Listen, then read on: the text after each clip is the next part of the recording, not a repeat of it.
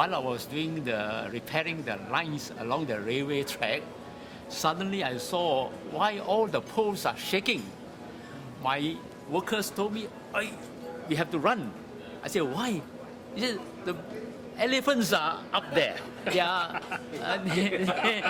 are scratching their backs.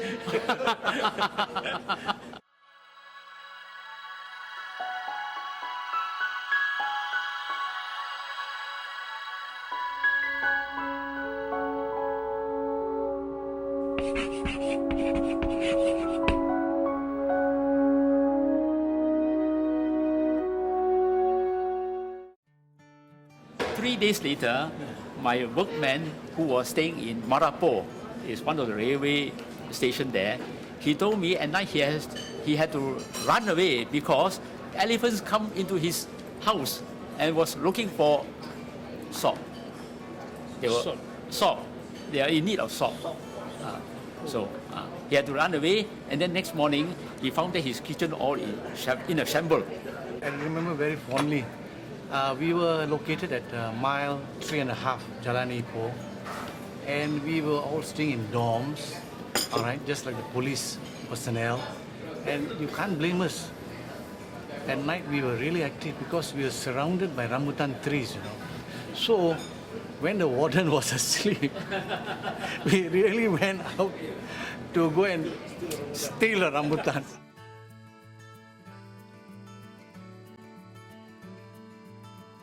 To have a telephone in your house, you got to put a line all the way from telecoms to your house. It's quite costly. It's not everybody can get a phone in the house then. People have to go to this businessman or rich man's house to beg to make use of his telephone. It's not so simple like now, where you can anywhere make a call. The place like Kuala Lumpur, we have only about 150 telephones during the year 1957. I remember very well. And then to make a call to Kuala Lumpur, I think 1.5 hours is quite normal.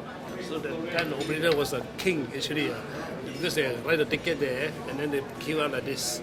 So they can either put the ticket in front or put the ticket at the back. So if we are good to the operators, they may get a call faster. So that's a very, very difficult time actually for these people. Those who are doing business are very, very difficult.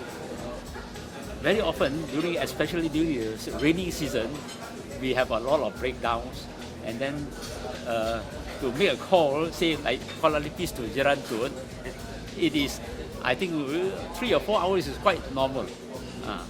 And then these lines usually go through railway lines, and then while I was there, I have to maintain the lines, and it took me a long time to travel from one place to another just to locate a fault.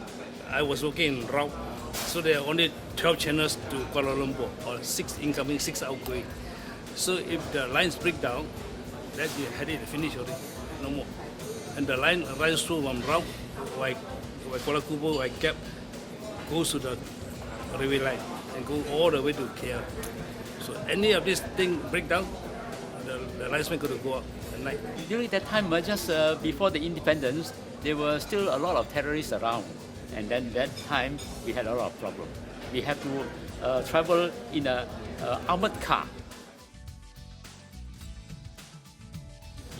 We have only the what you call teleprinter service, where one officer will be stationed in a telegraph office, and the public will come in and say, I want to make a telegram, I'll send a telegram. So this man will take down the particulars, and then with his teleprinter, he will send the message across.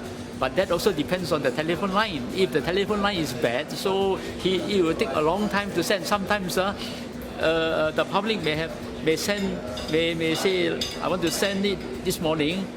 Maybe by evening he will not receive at the other end. You can get a phone in the house, it may be a blessing in disguise, but actually it's not so. You become the messengers. So any time of the day, you may be asked to deliver some messages to the neighbors.